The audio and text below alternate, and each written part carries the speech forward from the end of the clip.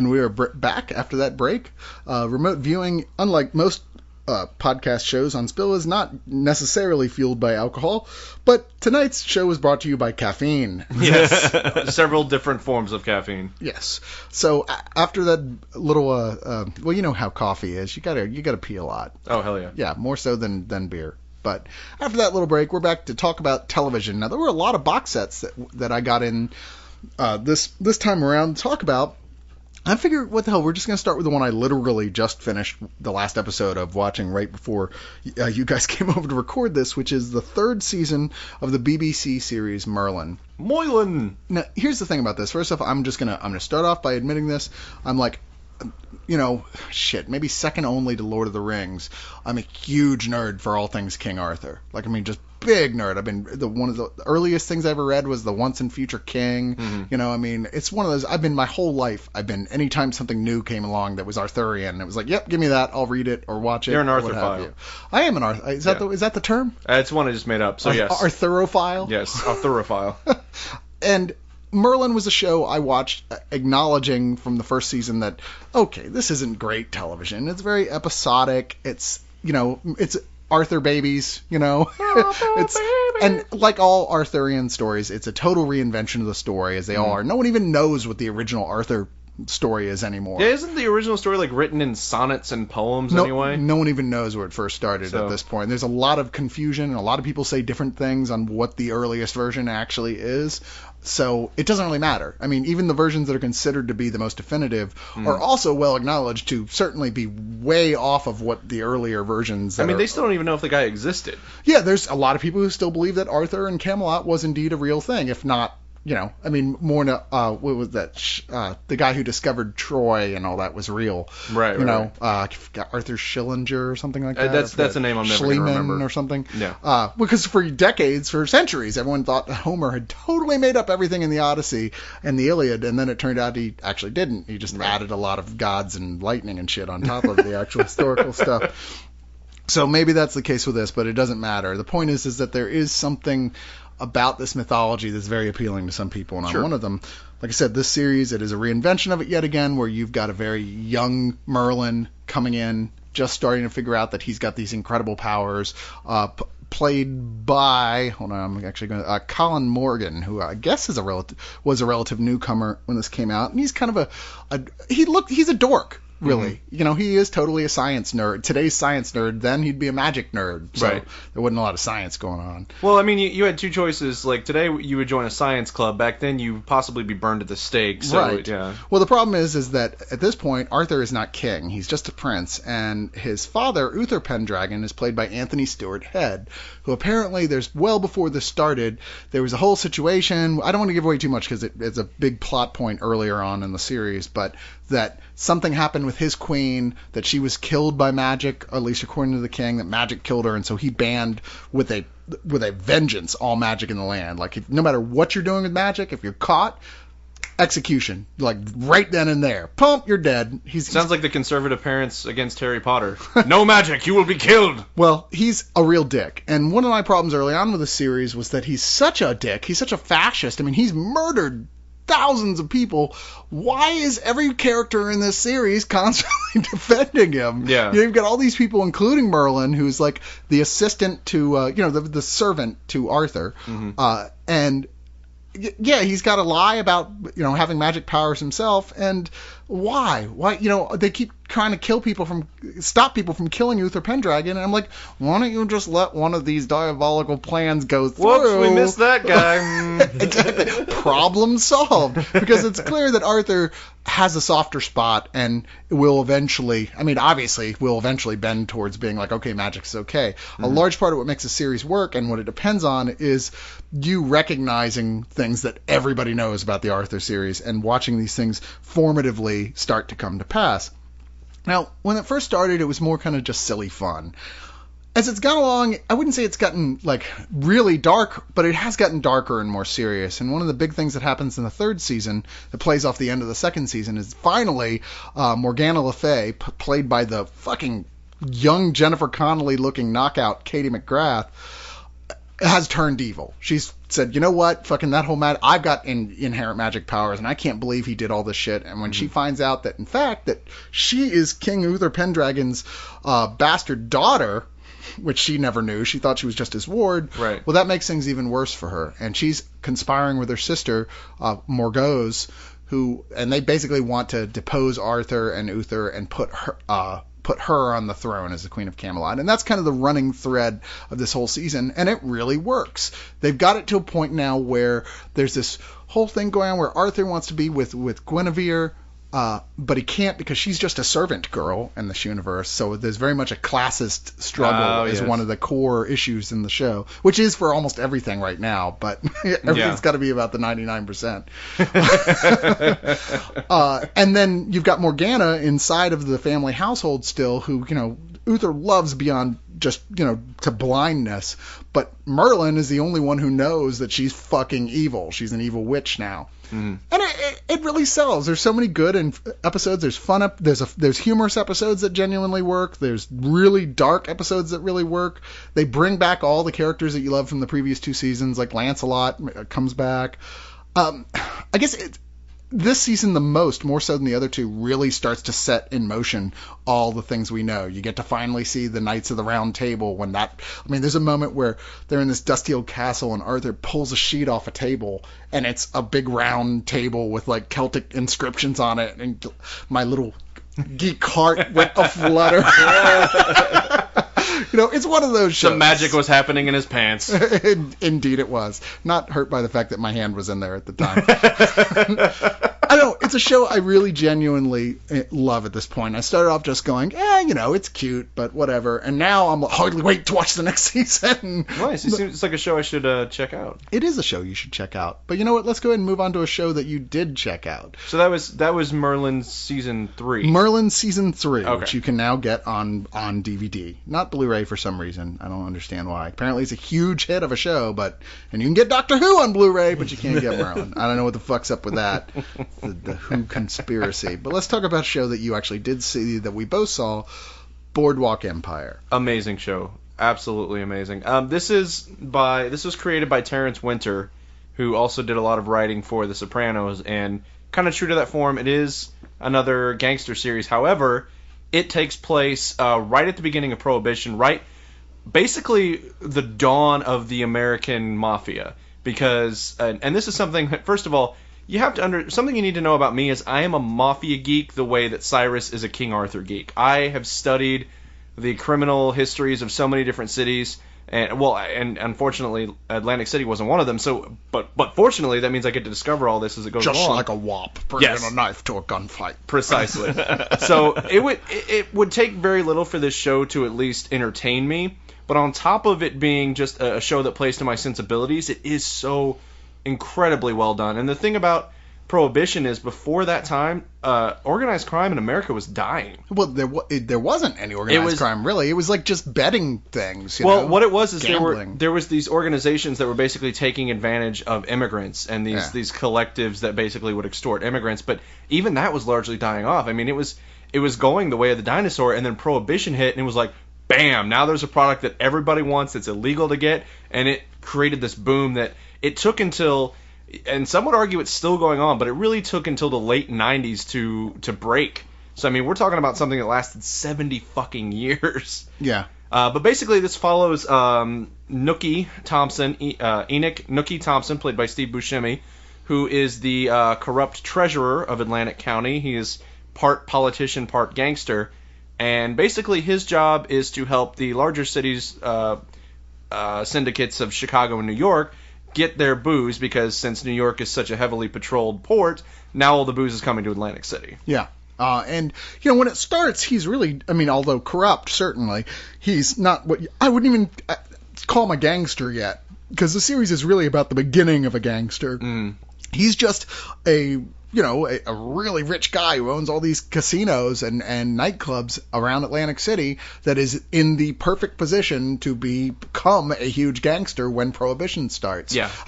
He doesn't even know how to do it. And a lot of the way is led by his young protege, Jimmy Darmody, played by Michael Pitt, who has come back from the war and he's kind of fucked up from it. But almost right off the bat, he's showing him, he's like, look, man, this shit's going to get ruthless real fast. And if you don't want to get buried underneath like these bodies, you need to be the one creating the bodies.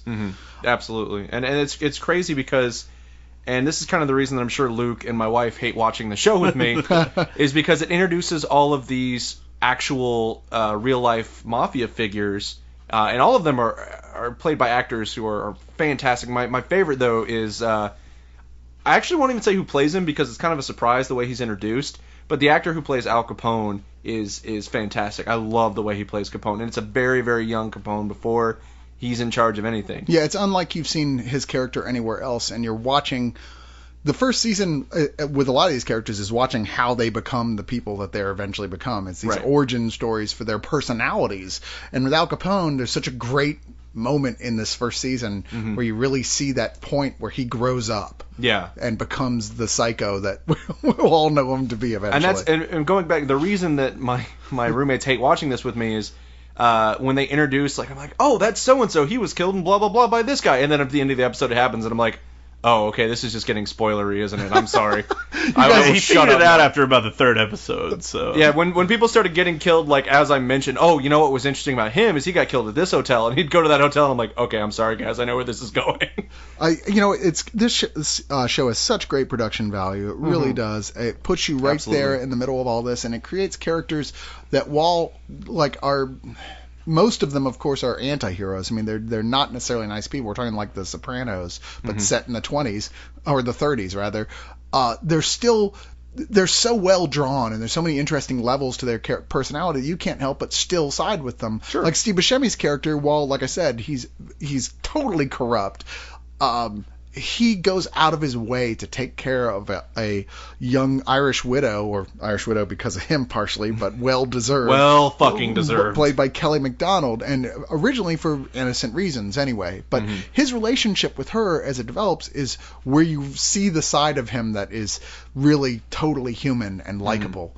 And that's one of the backbones of this whole series for me, was watching the two of them together. Yeah, he's not a cigar-chomping, kill-crazed type gangster. I mean, he's a Politico who knows exactly what moves to make to grease all of the wheels, and he gets involved in a lot more, increasingly violent things. But one interesting fact about the real Nookie Thompson, though, is that he was a tall, kind of rotund guy who looked more like Tony Soprano. Yeah.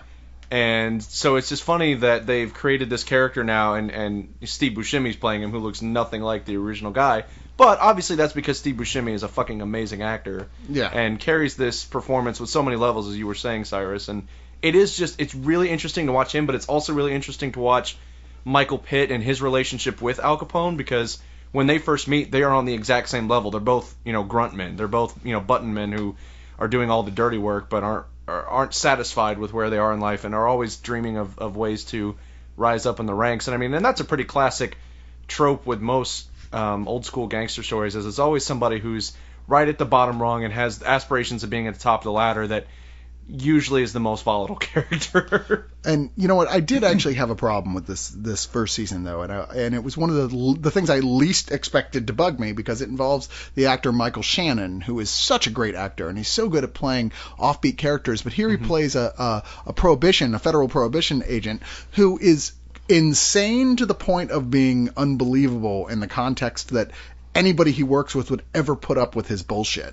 I mean, he's like so openly crazy that you're like, there's no way these guys would let him keep being a federal agent. I'm sorry. I mean, I know everybody was religious, but there's a point that you go, no, that guy is serial killer religious. Yeah.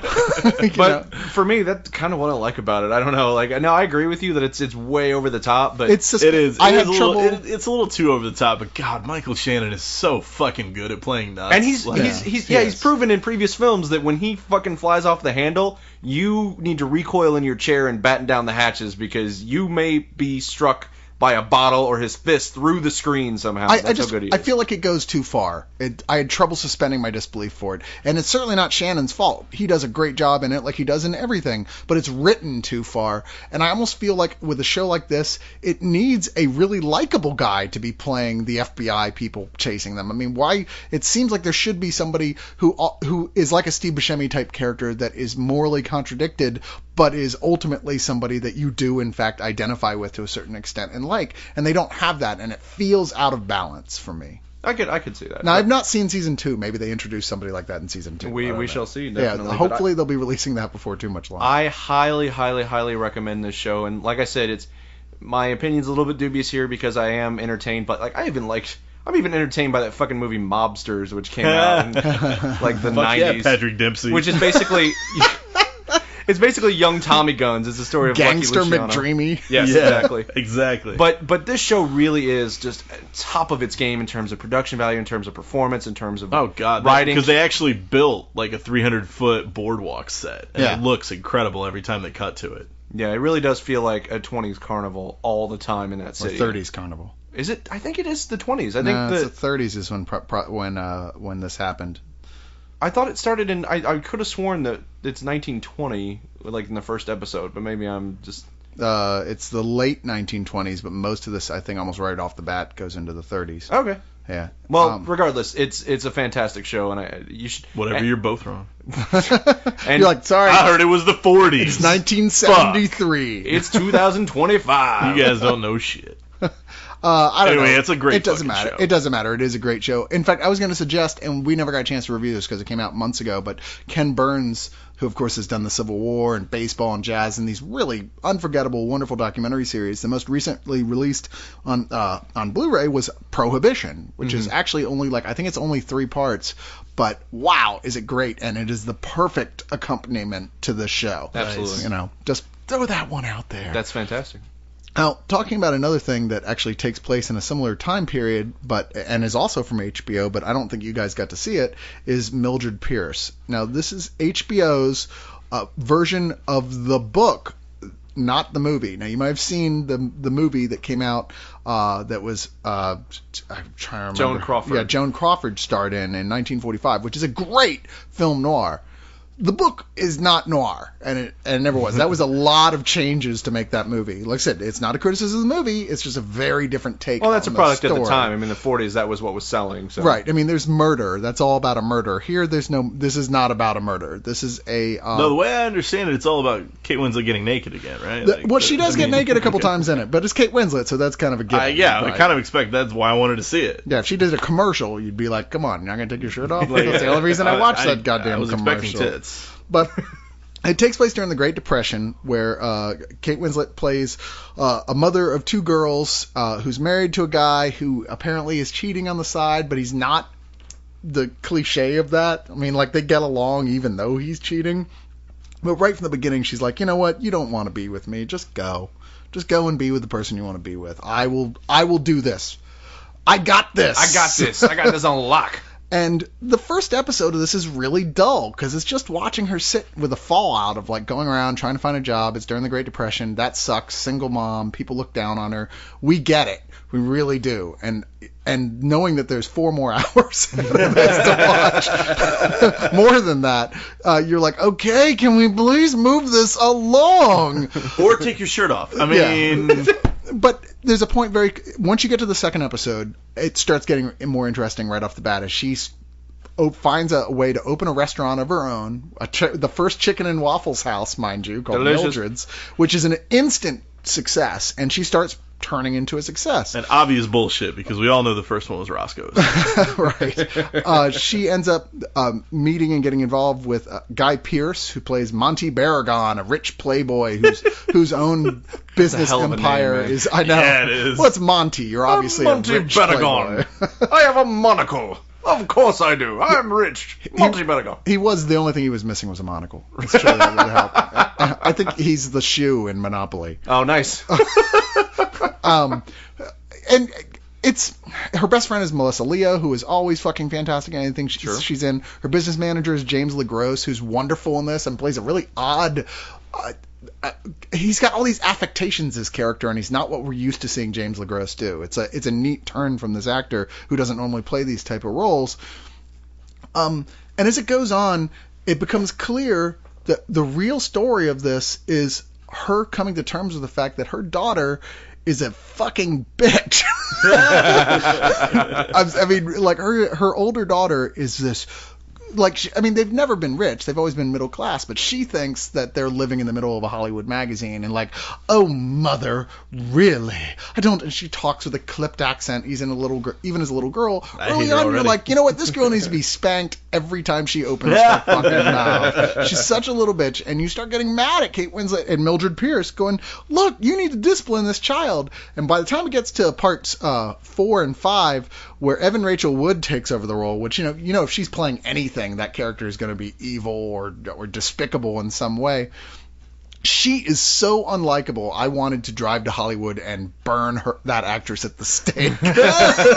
She is just horrible. We need to have a conversation about real life versus TV. I usually can separate them, but she might want to get an extra bodyguard is all I'm saying. He wanted to throw that wood on the fire, Seriously, basically. Nice. Racking up watch list this week, Cyrus, I swear. The thing is, this is a really, really well done series, and it takes a little while to get into it, but it is an HBO miniseries based on an award-winning book, and it's got so many great people in it, and it is really emotionally dark as fuck. Like I said, the last 2 volumes, I was kind of on the edge of my seat watching it, just hoping someone shotguns Evan Rachel Wood to death. I don't really care. She could step on a tack and slip and break her neck. Whatever would have been acceptable. But you hate her so much that it actually keeps you watching. You're waiting for the Final Destination kill, where she steps on a tack and then something falls over and then something explodes and then she's on fire and then a nail comes through her eye.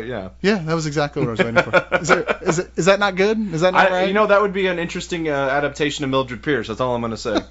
All right. Well, let's move on to something else, which is also HBO, which is a made for HBO movie. Yes. I'm handing this to you. Go ahead. Yeah. Okay. We're going to talk about the Tuskegee Airmen, which the reason that this movie deserves so much attention, especially right now, is that it is far and away a much better version of this story than the one that is currently in theaters. And by that, of course, I mean Red Tails. Yeah. So we have basically, if you've seen Red Tails, first of all, I'm sorry. And secondly, then you already know that basically the Tuskegee Airmen was the first all African-American fighter pilot regiment during World War II. They were technically the 332nd Battalion. And this particular version focuses on a group led by Hannibal Iowa Lee. He loves it when a plane comes together. He loves it when a plane comes together, definitely. When a plane comes together. You guys make jokes. We do. But he's played by Lawrence Fishburne, and this actually has a really excellent cast. It's a fucking incredible cast. We have Lawrence Fishburne, Alan Payne, Malcolm Jamal Warner, John Lithgow's in it, Cuba Gooding Jr., who is also in Red Tails. Yeah. And Andre Braugher, who I don't think gets nearly enough credit because he is fantastic in this. He's one of the great actors, and he never gets cast in the shit he deserves to get cast in. Exactly. And then even Mekhi Phifer shows up at one point, and even he's good in this. Yeah. Courtney B. It's one of those movies that has all of these amazing black actors, and really, Andre Braugher kind of steals the show from all of them. Yeah, even Lawrence Fishburne, who is amazing, as usual, in this movie. And unlike Red Tails, which takes place just kind of right as those guys got on the field or already in their planes, that's like the last third of this movie. This movie is right from the beginning, as these guys are shipped off to this experimental training facility where no one believes that black men can even pilot a plane, much less actually fly in the war. But because of the war situation, they're like, well, we got to do something. We need more qualified pilots, and these guys tested high on the written. Yeah, and what that does, and I know this is hard for Red Tails to wrap its tiny little pea brain around, but what that does is it introduces us to the characters and lets us get to know them as individuals, as opposed to just, oh, they're black pilots. Just go with that. And it's like, no, I want to know what makes these characters different from one another. What are their individual motivations for this? And these characters are diverse and interesting, and the more time we spend with them on the ground, the better the movie becomes and the more emotional weight that it has. Well, they don't all talk like cliches of black characters either, like Red Tails does, where it plays them all like, these are supposed to be the best pilots, black pilots in the world, if not just the best pilots in the world, and they all talk like they're right out of a Fat Albert cartoon. Yeah. You're like, come on, man, it's kind what of the insulting, fuck? actually. I thought it was, I'm watching, I'm going, I seriously doubt that's how these people all related to each other. I mean, maybe I'm far off the bat, but in Tuskegee Airmen, it seems much more reasonable. Yeah. They seem like real people and not cardboard cutout And there's even cliches. a scene in this version where in their bunk or in their barracks they're talking about what each of them majored in college. Yeah. And it's like, that's funny because I don't feel like anybody in Red Tails even went to school once. Yeah, you know what? I'll say here as well. You really understand why these guys were as amazing as they were and what they did. In Red Tails, they would like start with historical events and then just go off somewhere else for the hell of it, just because the little miniature subplots the movie had invented demanded that they do that, as opposed to telling us the story as it happened, which is fucking amazing. Yeah, and where Red Tails would give one character, or give like all these different plot lines at once that never really came together, the Tuskegee Airmen gives every individual person his own story, pretty much, but in a way that flows, in a way that furthers the entire story altogether, and never feels like they're reaching too far. I felt so bad for Bryan Cranston in Red Tails, who's playing kind of the jerky congressman type guy who's trying to shut them down, because he doesn't get a chance to really sink his teeth into a role that should have been a fun villain. And here they give it to John Lithgow partially, who's like in that exact same role, who is much better at it, or at least given much better stuff to do. Some fucking scenery. Yes, he does. And then earlier on the military training camp, Christopher McDonald, God, who is a terrific, like, you know, the military guy. Not only are you guys not going to make it, I'm going to make sure you don't make it. And be a dick about it. Yeah, thanks a lot, Shooter McGavin. But you know what's funny to me is in the first... I eat pieces of shit like you for breakfast. You eat pieces of shit for breakfast? What's interesting to me is in the first 10 minutes of this movie, they do a better job of communicating the racial incongruity of America than the entirety of Red Tails. Right. And the way it's done is that they're on a train going to training camp, and they are forced to get off the train to make room for German POWs. Yeah. And it's a moment where Lawrence Fishburne is like, are you serious? Like, you're making us get off to let German prisoners on. The people we are fighting in this war are above us. Yeah. And it's such a powerful and painful moment to watch. And what's great about this set is that it comes with a booklet with essays about what actually happened, photographs of the real people involved, which mirror the scenes we actually seen in the film, and makes it clear that this doesn't derivate real far from what exactly happened. No, and in fact, I've been talking to via email the director, Robert Markowitz, and all right, Carlisle. Well, no, I knew you were gonna fucking say that. I'm sorry. The only reason I bring it up is because when you talk about the authenticity, I was asking him about specific points, like, okay, you know, was this something that actually happened, or was this, you know, a creative license? And his answer every time was, nope, that's exactly how it happened, or that's almost exactly how it happened, and he would tell me the exact deviation. But this story really does hold quite true to the actual events, and it's an amazing story. And despite the fact that they didn't have the Red Tails budget, and they have to use some stock footage, they do it in a way where they seamlessly integrate it into, you'll see like a shot of Cuba Gooding Jr., for example, in his cockpit, and then you'll see the stock footage of the plane he destroyed, but it's never in a way that feels cheap. No. It's never in a way that feels really, low really budget. well edited. Yeah, it's edited so well. Extremely well edited film. Plus, it's Cuba Gooding Jr. before like 10 years of direct-to-video movies had beaten all the life out of him. Well, when you see him in Red Tails, he is just, I mean, all he is the guy who grimaces around a pipe. He doesn't even have a character. The pipe is his entire character. His entire character is an oral fixation. And yet here, he is this really well-developed, super interesting guy that you are rooting for. I mean, he's at first kind of the more obnoxious guy. You're like, all right, calm down there, buddy. We're going to go to war, not a party. But they really sell you on this guy becoming a man, basically. And yet it's never obnoxious, because it's never like he's a glory hound. It's that he's the one most eager to serve his country. Yeah. And it's really quite admirable. And you actually feel when these characters die. Yeah, absolutely. Really. There are multiple moments throughout the film where I felt myself tearing up, because there's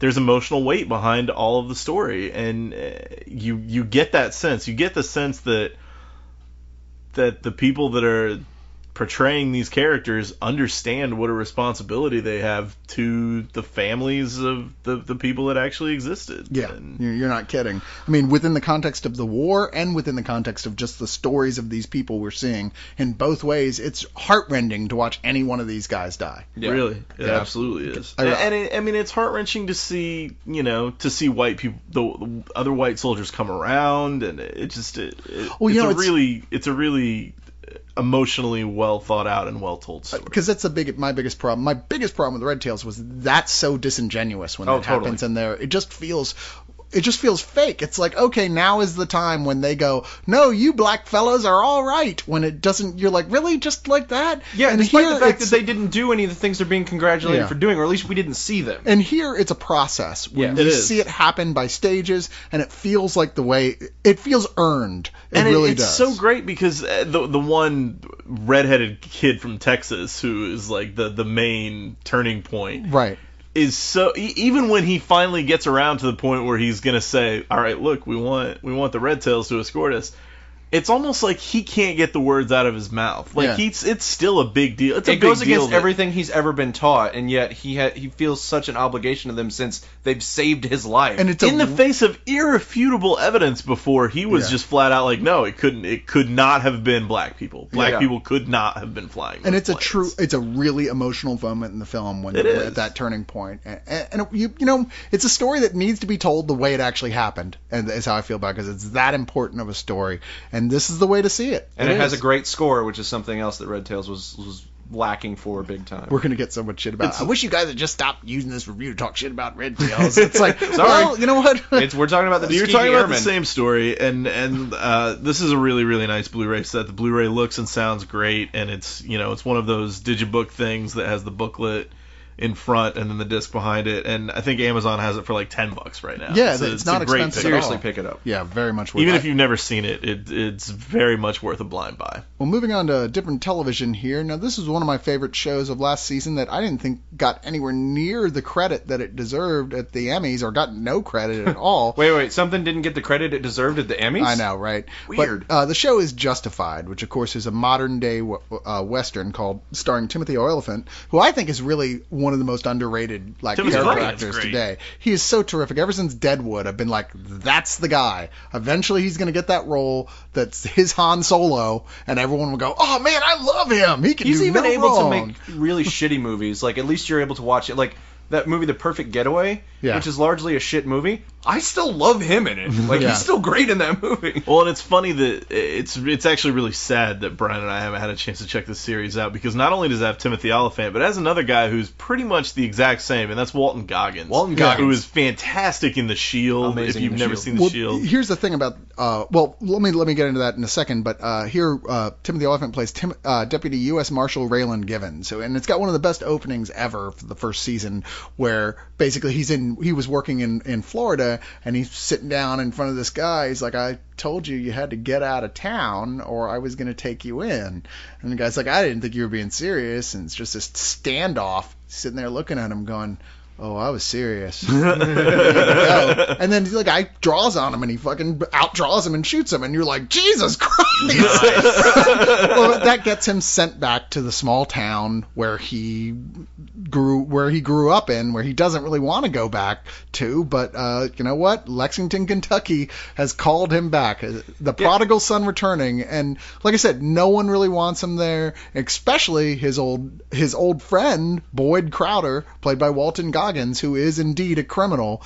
But the show is so much on some level about these two guys, because they're both very shades of gray, and early on Boyd Crowder has decided he doesn't want to be a criminal anymore. Like, there's a point where he's like, I have found Jesus, and I want to, but you know, it's so much, I don't want to give away too much, because it's not like that simple. He goes through more changes than any other characters as goes along, and they're all very organic, and he's dealt with Timothy Olyphant, who never believes that this guy has changed at Right. all. And yet, as an audience, we know that he actually is trying to change. So it's an odd juxtaposition. Now, in the second season, like the first season has a lot of standalone stuff going on, which is great. The second season goes into more of one long continuing story, and it has Margot Martindale, who is this wonderful, wonderful actress who plays Mags Bennett, who's the head of a clan that's a lot like the family in Winter's Bone, if you've seen that film. And she's famous for being a criminal. Like, everyone knows in this small, like, zone of Kentucky that she's in, that, yeah, she runs things there, and she grows all the weed and sells that and the methamphetamines and all that. And Raylan doesn't want to fuck with her, basically. He's like, Yeah. there's so much shit that's going to go off the hook if I have to, but because of everything else that's going on, everything keeps leading back to her and the situation that's going on, and not the least of which is the daughter of a guy who worked for her, who she cold-bloodedly poisons to death and just watches him die. Jesus. And the daughter, who believes early on that no, that's not what happened. I was looking, he's gone and no one can find him, is what she's told. When she finds out and realizes that no, in fact, this woman who she took on as almost like a substitute mom killed her father, chaos erupts. Sure. This is a absolutely fantastic season. Like, first season as good as it was, season 2 blows it out of the water. I'm so mad I'm not watching the show. It's so incredibly exciting. There's so many great actors who appear in this. I don't know what to say. I haven't watched the third season, just started. I haven't started watching it yet. I need to get caught up. I think it's already 2 episodes in. But goddamn, this is one of the best shows on television. It's Jim Thompson-esque film noir at points, but in a modern day Western setting. And oh man, I love it. I can't say enough good things. I told myself that I would not start another new show until I'd finished my other stuff, but god damn it, I'm going into Justified. I would say if it's on FX, I'm going to give it a shot. And that's my rule. They've been doing great stuff. It's like incredible stuff. 8 out of every 10 shows they do are just what other network has that track record? Yeah, no, right now nobody. And HBO even doesn't anymore. They did it one time. Now it's... I don't know, dude. I still love Boardwalk Empire is great. We were just talking about... I'm hoping Luck is going to be really good with Dustin Hoffman. Yeah, I don't know what to think about that. Yeah, we'll see. I don't know what that looks like. Anyway, moving on to another title that's a television title. I know, I'm sorry you guys didn't get to see as much of this stuff as I did this time around, but I'm sure there'll be shows where it's the other way around. Yeah. We're going to end the TV section with a show that I used to enjoy as a guilty pleasure, and I'm pretty sure it has jumped over like 18 sharks at this point, which is Primeval. Now, if there's... But aren't they at least sharks from another dimension or something? Exactly. They do sharks. I thought they were dinosaurs. Well, that's the thing, is like, it's a show that involves 2 of my favorite things, right? Dinosaurs, which, come on, dinosaurs. Everybody loves dinosaurs. Dinosaurs are great. And time travel, which I'm total geek for almost anything with time travel, right? And the premise here is that this group of scientists are put in charge of investigating these anomalies, which are little portals that keep randomly opening up around Britain and presumably the rest of the world, where shit comes through. Like, more often than not dinosaurs, but sometimes it's like pre-Cambrian giant worms, and sometimes it's like radioactive mutants from the distant future and the edge of Armageddon. I will ask you flat out, has Cthulhu ever shown up? No, not yet. Now, the thing about the show really is... a missed opportunity. I know! This is a really fun premise, and it's made, actually, it was started in a deal with the people who did Walking with Dinosaurs. If you ever saw that BBC documentary series that made... where it was like a documentary series about dinosaurs and their lives, but they filmed it as if it was a nature documentary, like they were really filming these things. Yeah. I saw Sound of Thunder. Where does that land us? No, you don't want... First off, you want to pretend and tell yourself that you never saw Sound of Thunder. That movie is fucking awful. Holy shit. You have walked with Dino Suck. Yeah. Well, the thing is, like, well, certainly these aren't... You're not going to watch this and go, wow, they look so real. I believe they're real. They're as real as television has ever gotten this level of special effects. Right. I mean, it's pretty remarkable, much like the dinosaurs in Walking with Dinosaurs. There's a mixture of puppetry and really well-done CG that, like I said, sometimes it's awkward when they're interacting with people, but more often than not, it's way past passable. And it's one of the things that kept me coming back to the series was that. The thing that's going to keep me from watching any more of this, I suspect, is what's happened in that they've killed off almost every single character of the show and replaced them with mannequins. I mean, there was this wonderful cast from the beginning where everybody, this guy, it was led by Professor Nick Cutter, played by this guy named Douglas Henschel, who was great. I mean, he was this sort of like Sam Elliott in Jurassic Park mixed with Indiana Jones type character. He was great. And that's a great cocktail. Exactly. I mean, he was a really, really likable guy. And as it's gone along, they've killed off almost everybody except for the comic relief guy, who they're trying to sell as more of a romantic hero now. Yeah, I know, right? And they've replaced him with these guys who are literally there's just no personality to them. They're they're so bland. This volume 4 that's come out now, or volume 3, which is seasons 4 and 5 packaged together, has this new team together as they rescue the people who got lost at the end of the last season in time, in the Jurassic period, fighting off T-Rexes and Velociraptors and lots of other dinosaurs that don't belong in the same time period. And of course, fighting off the Sleestaks as well. Yeah. You know what? If they had the Sleestaks appear in an episode, I would start watching the show again. If it just said, you know what, fuck it, we are pretty stupid, so let's just go ahead and go with that. But, it's like they had killed the previous villain, and so now they've introduced a totally new villain that is just not interesting at all. It's the guy, God damn it, it was Alexander Siddig from Star Trek Deep Space Nine. You lost me. You never watched Whoa, Deep Space look Nine? at his born-as name. Whoa, that's like 50 names. Yeah, well, he's Alexander Siddig for his acting name. So No, we'll get to this later because we're going to talk about this later. But the only Star Trek I've ever seen is the original series. Jesus Christ! All of the dude. subsequent series, I've never seen a single episode. Well, we'll fix that shortly. Yes, we will. But he's playing He says as if we can beam it into your head. No, we will maybe- Matrix that shit in there. Holy maybe shit. somebody put it out on Blu-ray somewhere. That'll come in a future episode. But they've got this guy. He's playing Philip Burton, and he's this big, rich billionaire who's like an inventor who's taken over the company. And right from the beginning, the company who goes and hunts out these dinosaurs because now it's a cross-government private contract. And right from the beginning, it's very clear that he's sleazy. Sure. Right? Okay. He's a really bland, boring villain. It's clear he's not totally evil. He's just kind of sleazy, and he's trying to seduce the guy, not sexually but intellectually, the guy who is I want to seduce your mind. yeah, the guy who is the Andrew Lee Potts, who plays Connor Temple, who's the smart nerdy guy, trying to get him, come on, worker, you shouldn't even be going and chasing dinosaurs. You should be in the lab with me trying to study these anomalies.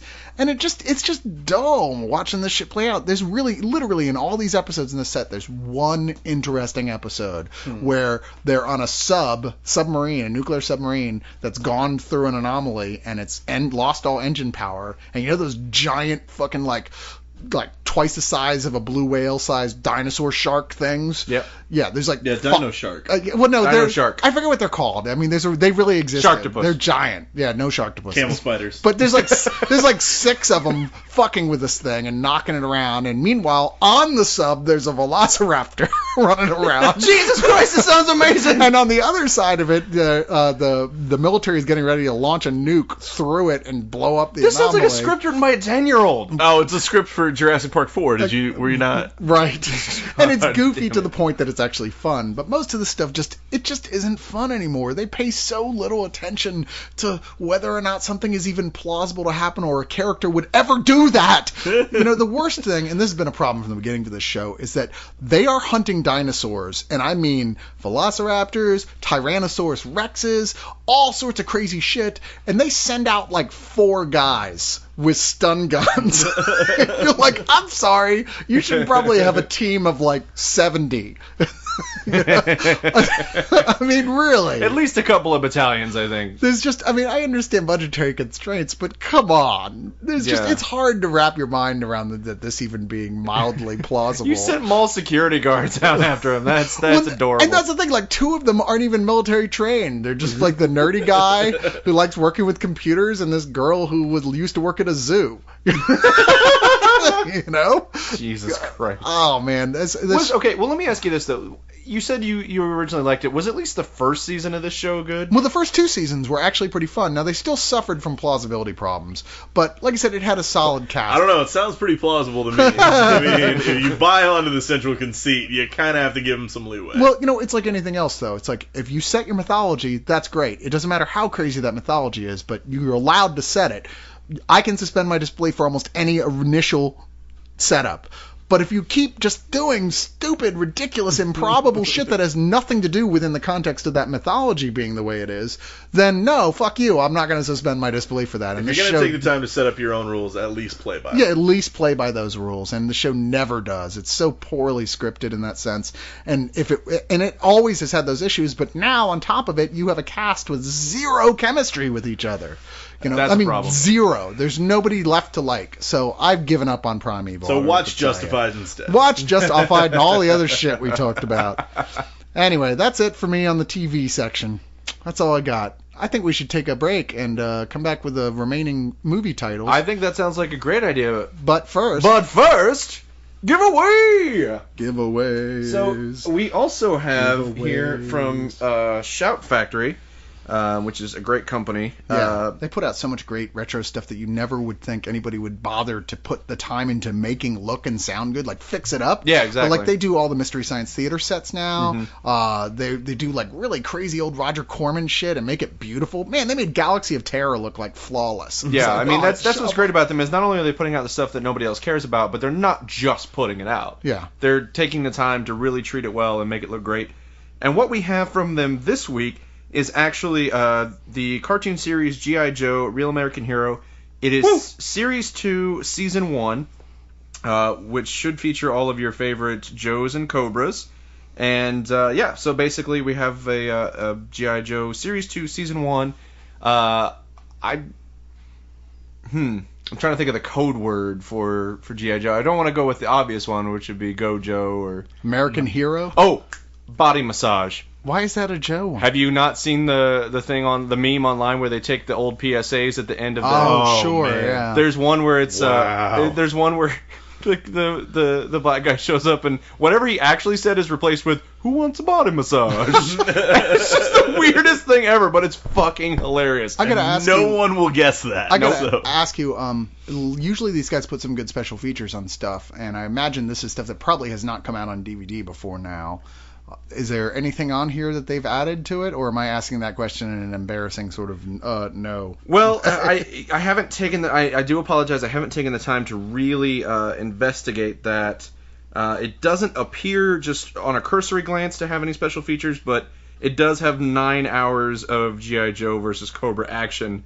So if you get to the end of that 9 hours and you still want to know more, I'm sure that there are several links on Shout's website where you can learn more about I this hear series. Steven Summers made a film that you can maybe check out, mainly in preparation for the next film, which actually looks good. Which actually does look pretty awesome. We'll see. So yes, Fingers crossed, Fingers Cyrus. crossed. Fingers crossed. I'm just not one of those guys, man. So I was like, G.I. Joe, a show I never watched because it looked really stupid. I didn't watch it much either, and I hated Wasn't my thing. and I hated the first movie, but I am still a sucker for great trailers, and that G.I. Joe Retaliation trailer is fucking epic. I actually kind of like a little bit the first movie. See, and I know that I'm kind of in the kinda minority. like it too. I know, I'm in the minority. Like I said, I never watched the cartoon, so I really have I can't say anything one way or the other about it, except I was like, just straight up military stuff doesn't appeal to me. But the movie had that level of B movie shit going on that amused me. goofy as When they were fuck. in the like body running suit Yes. things, that was actually an awesome action scene. I will just say I would have liked it a lot more if one of the Wayans brothers wasn't in it, and I'm just going to leave it at that. Oh, it's Which- filled with problems like that, no question. But we'll see. I don't know if you can make a G.I. Joe film and make me enjoy it in a serious way, but I once said that about Mission Impossible. And there So, you go. Yeah. And so if you do watch the cartoon, or you did, and you would like to see more of it, once again, the code word that you will the code word that you will need to send to Cyrus once you see him mention this title somewhere in the comment section of either this or something written by the Spill Crew. You never know. Just somewhere around the great place that is Spill. Once you see him mention G.I. Joe, send him the code word, which is once again body massage, as a message, not as a profile, and not as a post on his profile, and we will not as a proposition. yeah. I'm and with where I posted that thing. Keep in mind, a lot of people last time I got like all these emails from people as soon as the post went up, of people sending me the code word, thinking, "Oh, well, I heard it on remote viewing, so now No. I just send the code word and I'll get that thing." It's like, no, No. you weren't listening. No. What we're trying to do is get you to visit some of the other fine posts around Spill.com, because we want to give you free stuff, but we kind of want to make it a game because we're assholes like that. Yeah, and we were told to. And we were told to. So blame Corey. That too.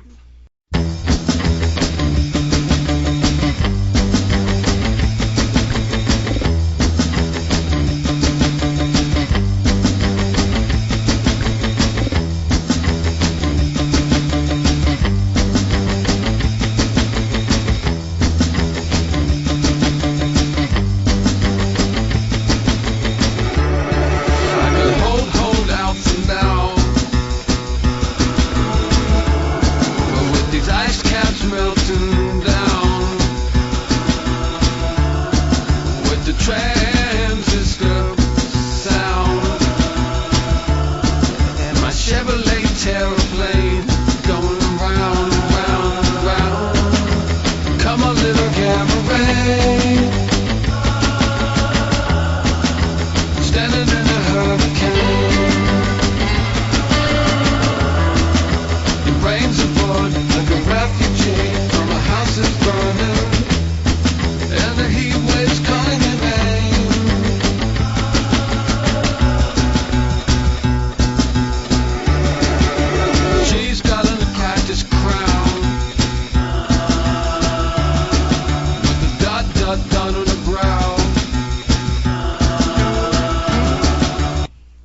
Doctor, doctor, give me the news. I got a bad case of pig bat flu.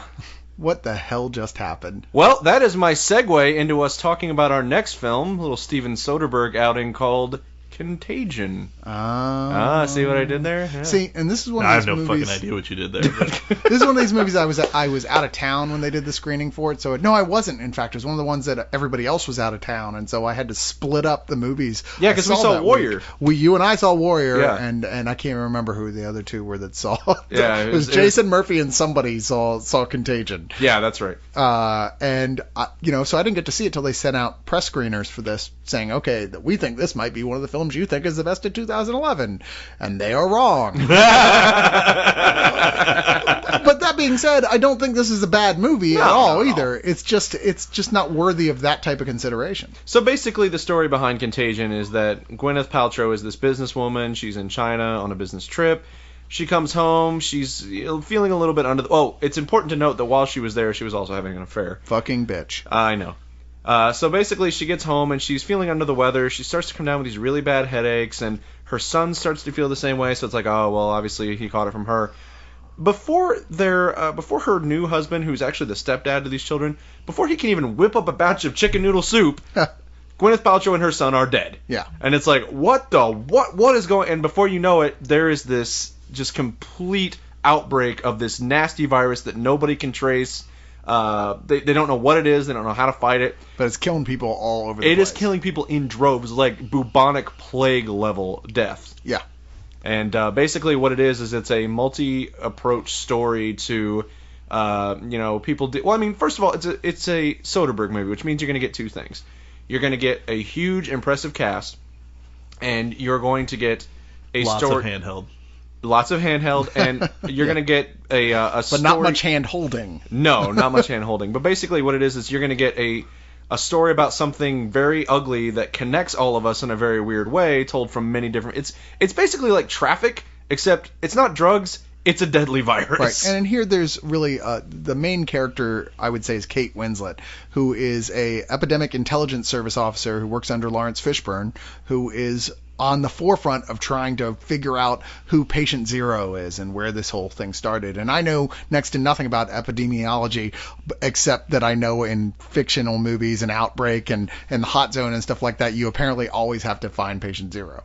Absolutely. I don't know if that's science or if that's a contrivance. It's like finding the head vampire. Yeah, it is. If you take out Patient Zero, everyone is cured. Even though Patient Zero was taken out in the first 5 minutes of the fucking movie. But you've also got Jude Law here as a internet journalist who believes that absolutely everything is a conspiracy. We know the type. We got a few of y'all on Spill. I think we talked about this in the review, but that Jude Law character, especially if you've ever blogged once in your life, is so fucking offensive. Well, he's... All right, so...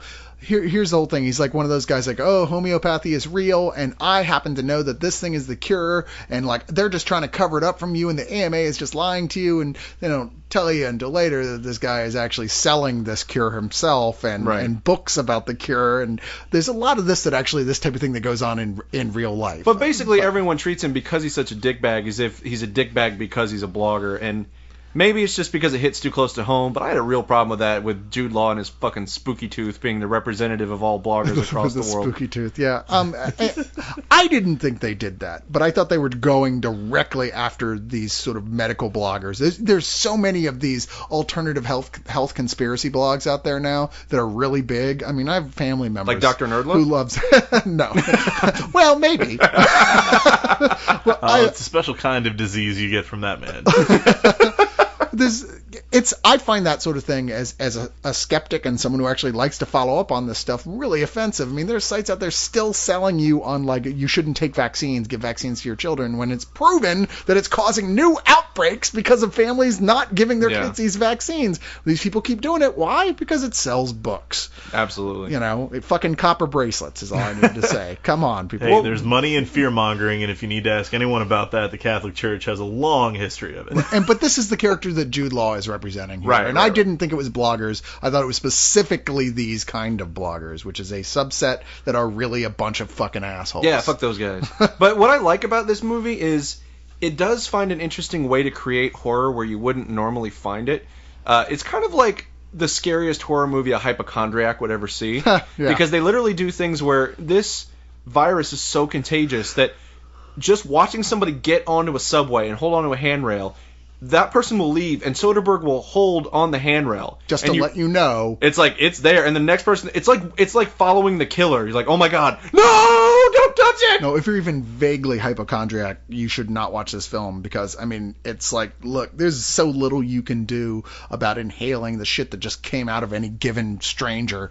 You know, I mean, if something like this happens, which is like, as far as terms of apocalyptic events go, the most likely thing to happen, to the point where they're saying it's going to be a miracle if something like this doesn't happen again in the next 100 years. Yeah, and this is how it would happen. Exactly. Like 3/4 of the population, maybe gone, like in a matter of weeks. That's really frightening, and unlike movies like Outbreak, which turned it into like an action movie, Soderbergh really tries to sell this as this is how this would happen. This is a more realistic look. Is it realistic? Once again, I don't know. How could we know? Yeah, I don't know. Unless we were faced with something like this, something as deadly and formidable as this, it's kind of hard to cry foul because it's like we really don't know. And I like that aspect of it in that it's not just about the virus, it's about how panic and fear turn us against each other and prove to be just as dangerous. I mean, it's kind of the same thing that's at the core of most zombie movies. It's like the zombies are obviously the primary antagonist, but the subtext is always about conformity and fear and, you know, what that causes people to do. I mean, that's how every group dynamic in a zombie movie breaks down. It's like they start bickering over what to do, somebody gets afraid, and they start turning on each other. I mean, that's exactly what happens here, but on a global fucking scale. Yeah, I feel it's more frightening for that. It's a really well-made movie, but my biggest problem with this movie is that it packs together this great cast and it tries to tell human stories, but Soderbergh also wants to be detached from everything. Yes, and it's so goddamn bleak and just clinical in the way everything that is presented that it's impossible for any of the emotion. You just don't care. Yeah, like, to have any connection to these characters, it's more interesting than it is. Too clinical. It's more interesting than it is engaging. Yeah, I mean, and so I don't know. To call it good is maybe more of a stretch than I'm willing to go. It's interesting. It is an interesting film to have seen. I can't imagine revisiting it, really. It's the type of thing that is better for provoking conversation about the subject matters that it addresses, and even more so than the nature of the actual spread of disease is it, as you were saying earlier, in the social impact and what happens and the upheaval in this type of situation that would happen. That part is so much more interesting than the actual spread of the disease, which we've seen that sort of thing a billion times before. Right, sure. But even so, as you said, there's just no warmth in these characters. Even Matt Damon is probably the most human character here, but even so, you keep wondering, why is he even in this story? He doesn't really fit in with anything else that's happening. Well, and that's my biggest problem with it, and I think it's a rare miss for Soderbergh, is that the cast is horribly mismanaged. Like, there are all these characters with really interesting stories that just disappear for long periods. Like, Marion Cotillard's character has probably the most dramatic story of anyone. Yeah. And she just vanishes for most of the movie. Yeah. Yeah, and hers is very, very interesting and maybe the most terrifying. Yeah, and yet that's not the one we spend the most time with. And it's it's something that, again, I think Soderbergh is very good at, which is like, if you've seen Traffic, if you've seen Ocean's 11 and 13, then you know that he has a talent for taking all of these great actors and putting them in one movie and making everything feel, fairly balanced. And yet in Contagion, it's just like the scales are completely off. Yeah. No, I totally agree with you. Now, if you get this Blu-ray, though, it comes with a 11-minute feature that's much scarier, apparently, than anything in the movie itself, which is where it's a featurette taking a look at the real-world pandemics, what would actually happen, how limited are what the tools we have to work with to do anything about it, and really how much we'd be fucked if this happened. And especially since we live in a world where drug companies rule the world. Yeah. So if this did happen, I mean, we'd all... and Contagion does, to its credit, kind of delve into that a little bit. It does a bit. But it's like, that's what I'm saying. It's like, if this really happened, anyone who wasn't making six-figure salaries would be fucked. So we have which is interesting because it does kind of like explore the idea that money doesn't mean anything anymore. Like when it gets to that level. Yeah, like when that many people are dying, like you can throw all the money you want, but nobody's giving you the last thing of Forsythia or anything. I just really quickly I want to delve into kind of the technical aspects of Contagion, just because we haven't really talked about the technical aspects of anything else. Contagion randomly ended up on IMAX screens, and I'm still not entirely certain why. That's weird. Yeah, it was weird. Contagion is one of those films that didn't need an IMAX release, but was strangely given one. I actually did see it in IMAX, and it sounded great, but there's nothing about this film that screams IMAX. And Soderbergh is one of a handful of directors who have really embraced the red camera, along with Fincher and Peter Jackson in particular. And this is, I believe, his first film that actually did a full 4K finish. And what I mean by that is the resolution that they finished the film at was 4 times the resolution of HD, which is significant just in the fact that not many films take the time to do that. Fincher's Girl with a Dragon Tattoo also did a full 4K finish. But I mean, just for example, films like J.J. Abrams' Star Trek was complete. All the effects, everything was finished at 2K, which is just slightly higher resolution than HD, and that also did an IMAX. But I don't know if that was something that they decided that they wanted to look into as a possibility for doing, more digitally based IMAX stuff. Because part of the problem with filming with IMAX cameras that Nolan is experiencing on Dark Knight Rises is that they're huge and loud. Yeah. And that throws all these kind of kinks in the way that you can film. But if you could film it digitally and have it be at the same resolution level or quality level as what you get off an IMAX camera, that would be impressive. The cameras aren't there yet, but maybe that's where they're headed. So interesting. A little tech spec thing. I there did not know Contagion. most of that stuff. That's very cool. I did not know most of those words. So that's pretty cool. I think it's a lot of why we're seeing them do stuff like even film Contagion at that level of HD, of 4 times HD, and then releasing to IMAX is because now all the theater chains are converting some of their theaters into LIMAX, as you guys call it, sort of miniature IMAX, which still is much better than a regular screening. I mean, it's much bigger.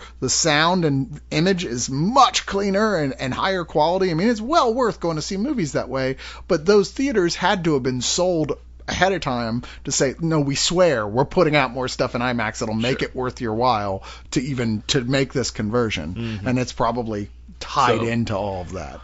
Who knows where we'll be in a few years. Anyway, moving on from Contagion. Yeah, moving on. Next movie we're going to talk about is one that I'm sad that you guys didn't get to see, because even though I didn't love it, it's interesting enough that it was totally worth a look, which is a little horror movie called Removal.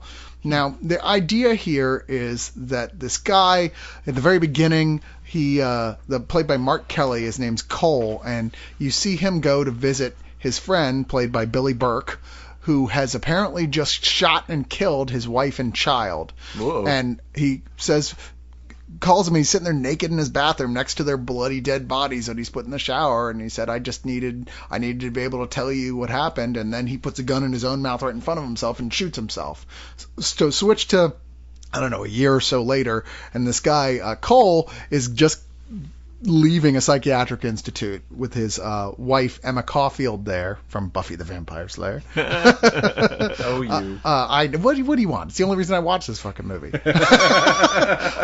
And she's like, I don't trust you anymore. You scare me. You have hallucinations. You have all these issues.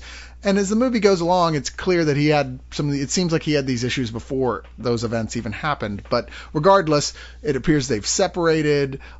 He's now got a job at a cleaning service that does full-on intense, vacuum, shampoo, carpet, all, the whole in-depth cleaning of stuff. And he's just worked, as he says, a whole week of doubles.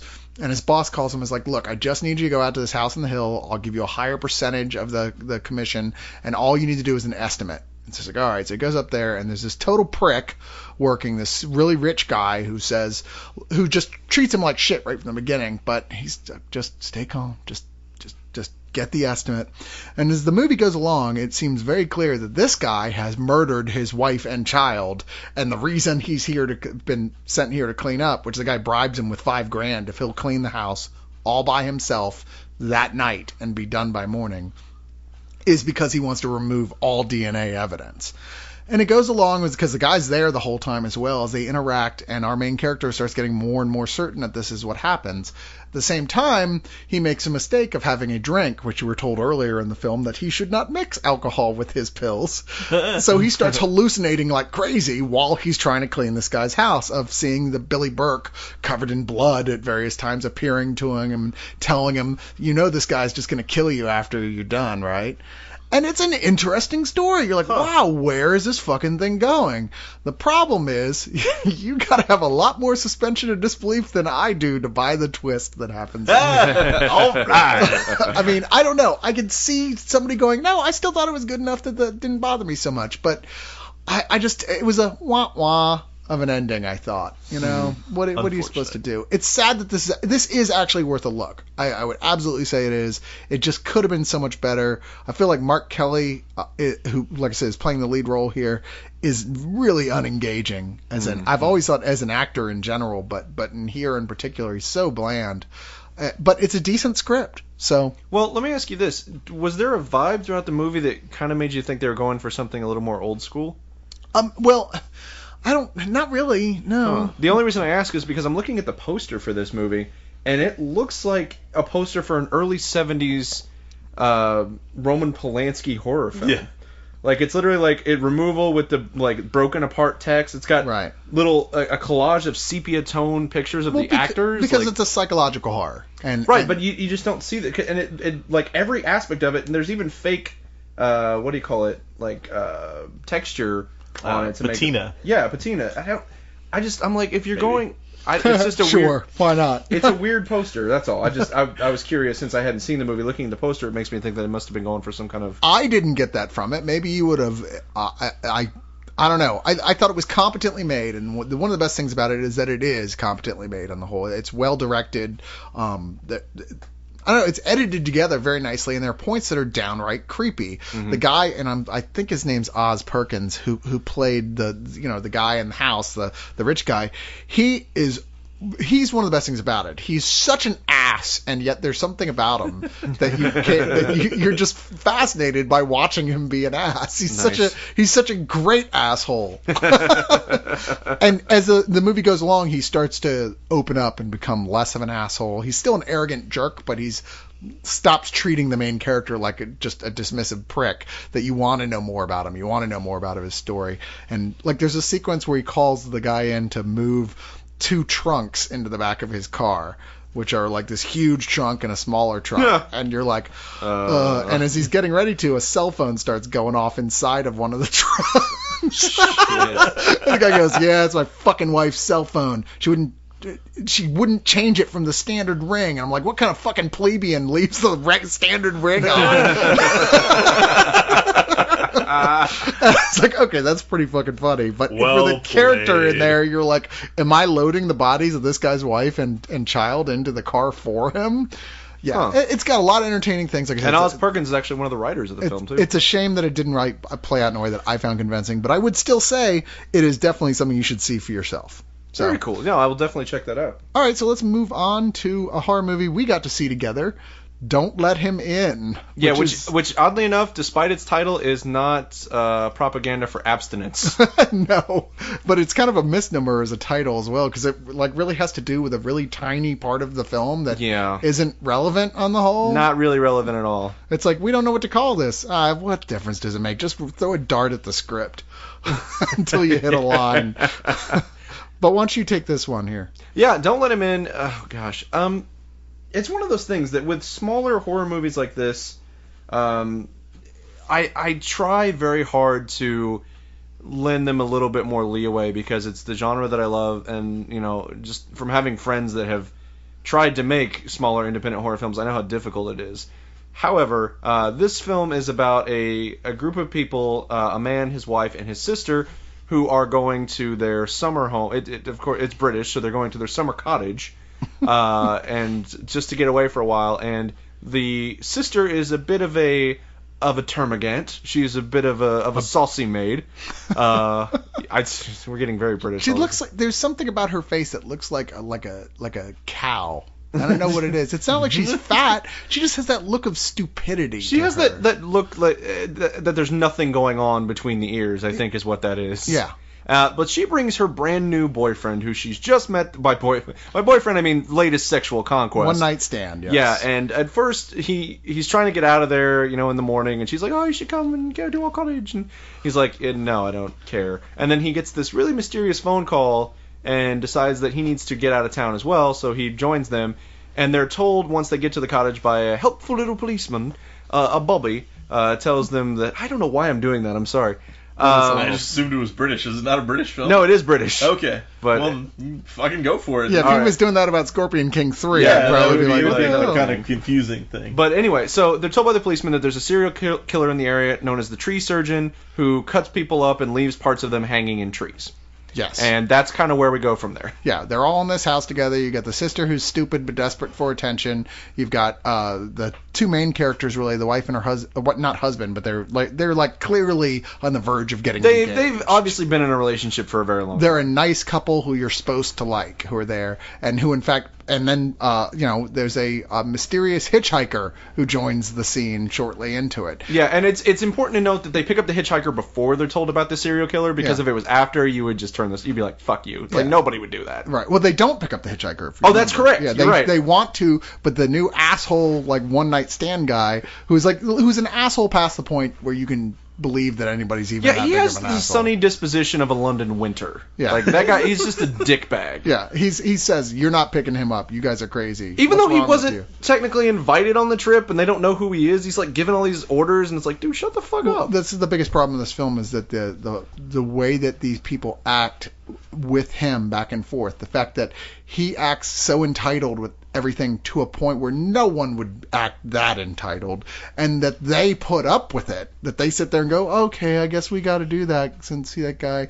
No, I'm sorry. Fuck Shut that up. guy. I would have said, you know what, dude? If you don't like the way we do things here, you can go home. I know the British are polite, but at some point you would have to tell this guy to fuck off. Yeah, seriously. Now, with both of your fingers in the air. And there was a point in this film that I was ready just to write it off completely. But I think that there are enough actually interesting things that are happening in this movie that I can't tell someone to just ignore it. What it feels like to me is a movie that would play very well at a regional horror film festival. And I don't mean that to sound like a slight at all. All I mean is that while it's not a particularly good film, it's also not an amateur film. Well, it's okay. So the way we described it makes people think it's just going to turn into a slasher with the tree surgeon hunting them and killing them one by one, but that's not what it is at all. No. It's a really kind of potboiler thriller type of film where there's more than one killer going on here, and a mystery of who the actual tree surgeon is. It's not much of a mystery, but Brian nailed it well before I did. Yeah, this is the shit I watch, and you watch a lot of it too. But it was just one of those things that I felt like I could see where they're going, and once I decided that's where they were going, there was only, to me, it was like that's the only option, because there's not a lot of characters in this to be playing the whodunit. Well, I thought it might end up not even being a whodunit, where the tree surgeon ends up being a Deus Ex Machina of a sort at the end. That actually would have been a little bit more interesting. It would have been interesting and more believable than with the way they actually went, because by the time they reveal it and that character's whole attitude changes, you're like, really? Can they be a babbling, drooling psychopath and have been a really polite, sweet, intelligent, empathic character for the whole rest of the film? Right. I don't think so. Yeah, and one of the things that that boggles my mind about this movie is the fact that the woman who's part of the relationship, not the vapid cow, but the other woman, she is. We love women here on Remote Viewing. No. She is she is a cow. Like that's not me saying that about all women. There can be terrible women just like there can be terrible men. Because 3 of them are sitting just covering our asses. Oh, fair enough. Yeah. But anyway, she's supposed to be a nurse, but she gives the worst medical advice I think I've ever heard. Like at one point, a guy comes stumbling into. He's obviously been wounded, and someone's like, "Call an ambulance," and she's like, "No, there's no time." So she stitches him up. Still doesn't have them call an ambulance because, as she says, they can't risk moving him. Now, he hasn't suffered a spinal injury, mind you. He's been stabbed, and she sews him up, and then says that they can't call an ambulance. But then the next day tells him, you really need to have somebody look at that. And it's like, what? And then says, you should go for a walk. And it's like, wait, you said yesterday we couldn't move him put him on an ambulance, but today he needs to go for a walk? It's just that watching this with us, Brian and I kept going, what? What the fuck? fuck with She stuff was the with most her? indecisive nurse. It was like, wait, what? Did you actually go to med school? Are you or- sure you're a nurse, or do you just saying that? Do you play one on television?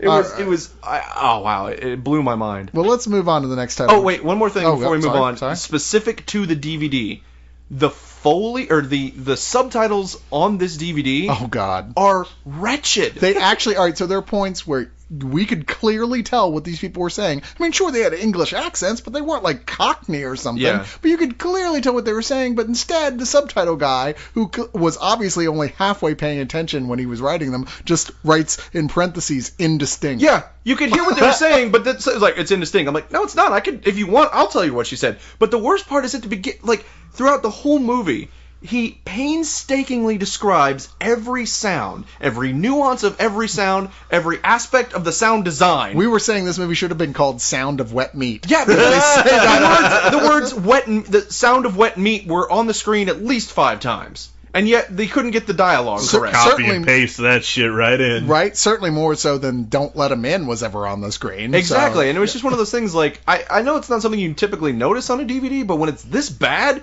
it bears mentioning.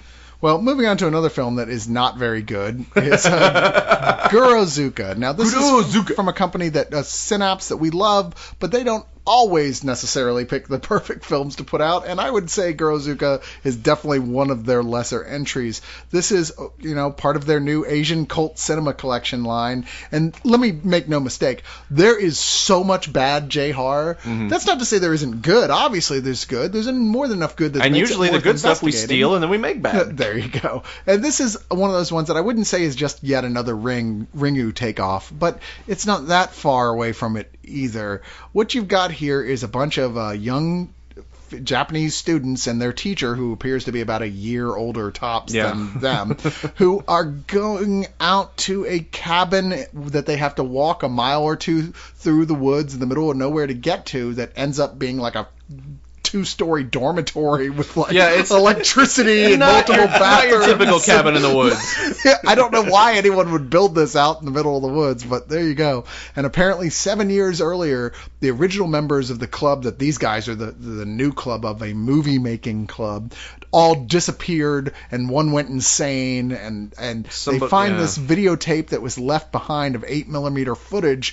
from that shoot, where there's this woman in this creepy mask who kills one of the other ones, and that's the Ring element kind of that's there. That's also all the setup we really get. It's all the setup you get, but what you get from there is these girls, who most of which apparently don't like each other at all, ending up starting to get killed one at a time, and it's off camera. Yeah, that's the annoying part, and it's never really explained why, if these girls hate each other so much, they're all in the same club, or even what this club is affiliated with, if it's part of their school, if it's not. Like, basically all you're expected to understand and believe is that these girls are in a cabin in the woods and are trying to recreate a Japanese no theater play, which was the subject of the movie they were making 7 years ago as well, because as we all know, there's no theater like no theater. The problem is there's nothing really creepy that happens here. There's one sequence that even mildly takes you by surprise, and to me it felt like it was caging it from Exorcist 3, from the famous scene down the hallway with the nurse. I thought, like, wow, that's just that scene, except nowhere near as scary. And then they ruin it. Yeah. Part of the problem with this movie is that first of all, it's edited with a Ginza sword. Like, oh my god, it'll be playing like music that's going dun dun dun dun, and then it cuts off halfway through, like cut a to tone. the next scene, and it's like, wait, there's no music, and you're like, wait, what the fuck? Somebody will be running down a hall will finally be getting interesting. Dun dun dun. We need John Rubio to do the samurai editing room. It really did feel like that. And then when you get to that scene that we were talking about, that is like kind of the one big creep out. It happens to occur while these girls are shooting in the woods, so they have the tape of it, so they show it again, but when they show it again, it doesn't have the music, it doesn't have the same scene set up, so it looks like you're watching the dailies of that scene, and it takes all of the scare out of it, all the impact is gone, and that happens throughout the entire movie. It's sad. It's one of the films I most this month wanted to love, that I was excited. I was like, wow, this looks cool. They put together a great box for it. Yeah. Looks really creepy. Looks like I'm always hoping for another J-horror film to make it good, because I think that experiment with stuff that is just so crazy sometimes that they manage to strike gold every once in a while. But this is not one of those. No. It's just largely forgettable, even though the transfer is really nice on it. But, you know, Kurozuka, it's only from 2005. Yeah. And there's not much. It just, you know what, just rent Hausen instead. Yeah. I do like the scene where they're driving in the van and it's clear they didn't finish their effect shot because every window is just a white blinding light coming in from outside. I know. It's like, so apparently they have white screen instead of green screen. Or they were filming on a soundstage at an IKEA or something. No one bothered. I mean, they're literally showing like the shot of someone just sitting in the car where you see the whole window and there is nothing there. It is just white. It looks like nuclear winter outside. Yeah, I was saying we were watching, I kept expecting Pearl Forrester to be driving the thing. Have her little guy with a brain in a pan. And Professor Bobo. Yeah, but Mystery Science Theater review was last week. Yep. So. But you know what? Let's move on to one that I didn't get to see, but you guys did. Sinners and Saints. Oh boy, Sinners and Saints. So tell me about this. Was this as good as it looked? It was every bit as good as it looks. So not good then. Yeah, basically this is a by the numbers police drama. It's actually a police melodrama. In fact, it is a police telenovela. Every bit of drama is exaggerated to the point that you just want to tear your eyes out. And frankly, if you're not terrified in the opening credits when they're showing you who's in the movie, you will be. You will be. Because it's literally like Sean Patrick Flannery, Costas Mandylor, another Mandalore. God, how did they make two of them? There are two Mandalores in this goddamn movie. So it's goddamn Mandalorians. Yeah. Nice. Then there's Tom Berenger and Redman, the rapper. Jesus Christ. Method Man. I'm sorry. I believe it's Method Man. Is it? Yeah, it's Method Man. Oh, well, yeah. Okay. Jurgen Prochnow. Oh, yeah, Jurgen Prochnow. Jolene Blaylock. There it is, Louis Mandalore. Yeah. Wow. Oh, my God. The girl who's the T-Paul on Star Trek Enterprise. I'd never have to see her in anything again. Yeah. Well, basically, this starts off very mediocre. It starts off very forgettable, and then it gets worse. I was going to say, that sounds like a high point. Yeah. Starting out mediocre. Okay, when I talk about how it's kind of like a telenovela, it's because every line is spoken like this. And you need to know that this is emotional. And then there'll be like these heavy piano like chords, and it's like, oh my God. What's the story, though? Oh, my God. Let me see if I can try and boil this down, because they give the main character like 18 different thread lines. He's a cop whose partner gets gunned down. It takes place in New Orleans, so of course it starts off with footage from Katrina, because that is the easiest way to reel in an audience, even though that has nothing to do with the rest of the movie. So his partner gets gunned down by this gang. He goes to some extreme measures to avenge his partner. Of course, that comes back to haunt him later. And then he's also dealing with the fact that his son died and his wife left him, and his friend is an alcoholic, and he's got this really important case that he's working on, and like all of these things at once. But everything else just feels like, all right, now we got to find the snitch. Well, the snitch worked for that guy, and those guys are being killed, and it's probably this gangster. So we need to go, oh, but these guys are in our way. It's like literally just a bunch of things happening that never really feel earned. They just keep throwing them because it's like, oh, well, in a cop movie, this would happen, so we're going to have it happen too.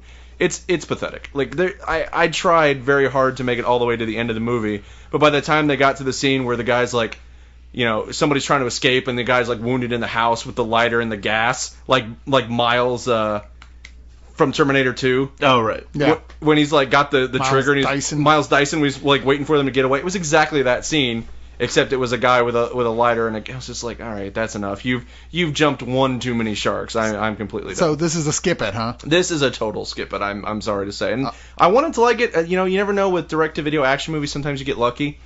That you won't get lucky with this one. Well, these last ones we're finishing up with here are like sort of the ones we don't need to spend but so much time on. And I'm going to take one that you guys didn't watch because I told you not to bother, quite frankly. And it's not that it's bad. It just is what it is. And there's no real reason, unless this sounds like it's something that would be up your alley, that you should bother spending time with. But if it is, by all means, check it out. It's going to be like, if you love World War II stuff, if you're just like obsessed with that, then yes, you need to own the movie Swastika, put out by Kino. It's like a lot of their stuff does. It's really, you know, it's a very niche-y title. And what you've got here is a lot of footage that was found of Hitler and Eva Braun and all these like Nazis but of just them doing everyday shit, going out for a beach vacation and playing with their dogs and doing family stuff, Hitler pinching off a log and into a Jew's and this mouth. actually come on now. This actually came out in 1974 and it was banned from almost everywhere because people were like, it's wrong to show a human side of these Nazis. Yeah, it probably just wasn't condemning him enough for people's that was exactly it, because it's interesting because it's apparently in the opening credits it says, if Hitler is dehumanized and shown only as a devil, any future Hitler may not be recognized simply because he is a human being, which I thought was really interesting. The banality of evil is the important thing to remember about evil, that we don't recognize it when it's right in front of us. It's not a James Bond villain, even though, as near as I can tell, most of our major corporations are now run by James Bond villains. But Hitler never thought what he was doing was wrong. Well, so it's you can't just, obviously I'm not defending the guy. Please do not paint me as a fucking Hitler defender. But what I'm saying, even though you are. No, Yeah, I'm you not totally at all, fucking because are. don't tell them that. They'll fucking believe that. You've got an SS uniform. You're I wearing it stop right telling now. them that. These I saw people you will kill believe Jews it. last week. Oh, Jesus Christ. So basically, He always says when he has to go to the bathroom, "Excuse me, I got to go take a Gestapo." I hate both of you so much right now. I know. But sorry. no, all I'm saying is that It's all right, Nazi. Go ahead. I don't even remember what I was fucking saying now. Fuck you guys. No, basically, all I'm saying is that if you just... God, what? No. The it's banality wrong. of Hitler? Banality of evil, and if you only show him as a mustache-twirling evil person, then you're ignoring the fact that, people like this can exist around you still, and you wouldn't know it. He didn't think what he was doing was wrong. He didn't think what he was doing was wrong, which is kind of the more complex issue here, is that it was as much about the politics of the time and Germany's wanting to become a powerful nation again, that, they were willing to accept the scapegoat was the Jew. So, Hitler couldn't have existed without the society around him at the time. Now, keep in mind, this is not a documentary. No. At all. There's no voiceover narration. It's tying together only by like a chronology, really, of when they were shot, even though there's a certain amount of circularness as well. It comes back full circle at the end to earlier footage. But it's, like I said, it's just this home footage set to a certain amount of like background music.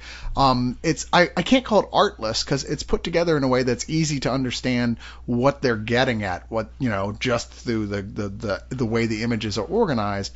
But you're watching Eva Braun playing with her dogs and with Hitler. Hitler holding a baby. The stuff that Oh my God, put that down!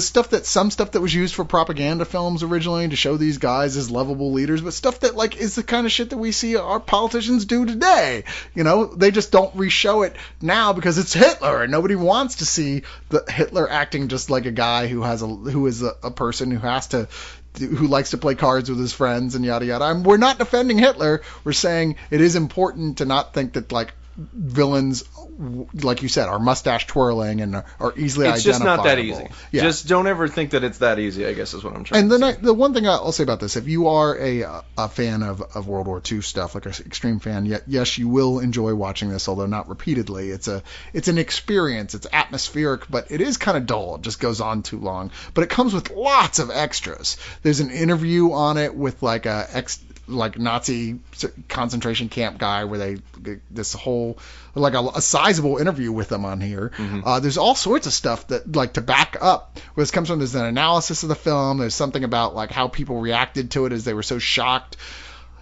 If this is your thing, if you know that's your thing, then by all means check it out. If you're not sure if it's your thing or not, it's not. So don't check it out. What I find interesting about this is it was actually directed by an Australian director named Philippe Mora, who actually kind of earned a reputation for being this kind of B-movie Ozploitation auteur. Yeah, he did the first two Howling sequels. He did Howling 2 and Howling 3. He also did a great movie called The Beast Within, 1982 movie, and he also made a great movie with Dennis Hopper called Mad Dog Morgan. Oh, right, okay. Which is a really cool kind of offbeat Western, Australian Western. Great movie. And it's just interesting to me that he actually started out he did this and a documentary about the Great Depression. So it seems like that's actually where he got to start, was doing documentaries, because this came out before he had ever really done anything. So it's interesting to me that he is the one that did this, because I know him as, this great B-movie guy, so. Yeah, well, just like you, he loves Nazis, so... For the love... See, if you keep saying that, especially after I just shaved my goddamn head, people are going to start believing that. I know, you don't love Nazis. You're like, they didn't go far enough. It just hurts. Their grasp extended their Reich. Speaking of things that hurt... That joke was so wrong, it was Reich. But let's end this up with the title that everyone is the most excited about hearing. Woohoo! It's the whole reason people even listened this week. Yep. Which is, of course, The Scorpion King 3 Battle for Redemption. Subtitle for subtitle. I gotta say, my favorite part of this film occurs like 3 minutes in, where the Scorpion King himself says, I don't have it exactly, but something very, very close to, there is no chance for redemption for a guy like me, or something like that. And you're just like, well, fuck it then. I may as well not watch. I guess the movie's over. What are we gonna have a fucking battle for then? What the hell, guys? I could have sworn that this was the Battle for Redemption. You fuckers. Go. By the way, we lost. Yeah. The sorry. end. Yep, that's it. So if you're playing at home, the Scorpion King 3 is actually the Mummy 6, because it continues the prequel exploits of the character featured in the prologue of the second Mummy movie. Wouldn't that make it technically the Mummy 3 then? I don't know. I think it's somebody's sister-in-law. No, Episode 3. Tomb of the Dragon Jerk-Off was the third one. And I don't... Like, if your ears aren't bleeding trying to put this math together, then you're not paying attention. Or you are. So what is the story here? The story is they I somehow know. convinced Billy Zane and Ron Perlman to be in this film, and by somehow convinced, I mean wrote a check. So, yeah. And It's co-starring with them is 6-time, I'm reading directly from the box at this point, 6-time WWE champion Dave Bautista, and It's Batista. Batista. Yeah. Well, then that U is just useless. As is Batista. And Kimbo and UFC star Kimbo Slice. Oh. Who is the Black Luke Mullen, everyone? A little bit. And I'm Totally. very, That is the Black Luke Mullen! I gotta say, I'm sad that we didn't stick around long enough to see Kimbo Slice, but we watched like the first fucking hour of this movie, and that Kimbo was enough. Slice did not. You That guys was couldn't more finish The than- Scorpion King 3? Okay, let me try and break down the story here.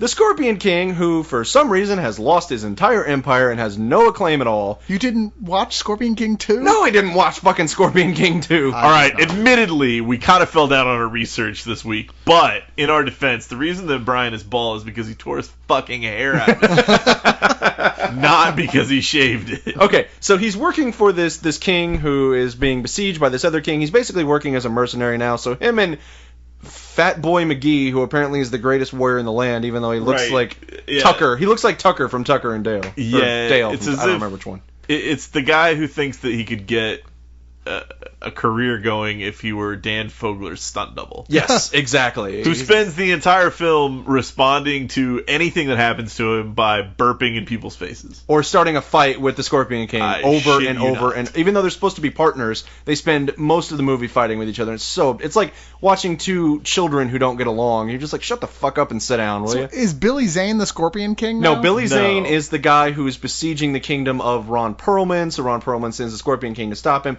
blah, blah, blah. Well, who's playing the Scorpion King now? Because it was The Rock originally, right? Batista. No, Victor Webster is the name of the guy playing the Scorpion King. Oh, okay. He is a guy who has been on shows, I guess. He was on Charmed okay. and Mutant X. So, There you wow. Yeah, he's- That's awesome. Yep. He was in Wishmaster 4. Yep.